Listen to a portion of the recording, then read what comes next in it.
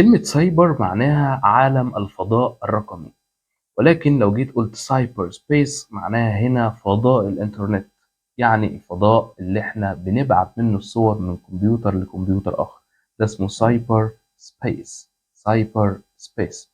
طب لو جيت قلت لك بقى سايبر تيرورست، سايبر تيرورست معناها هنا الإرهابي اللي بيستخدم الشبكة دي في نشر المعلومات الإرهابية، دي اسمها سايبر تيرورست. سايبر تيرورست إرهابي إنترنت، أو بمعنى أصح إرهابي على شبكة المعلومات اللي هي الإنترنت.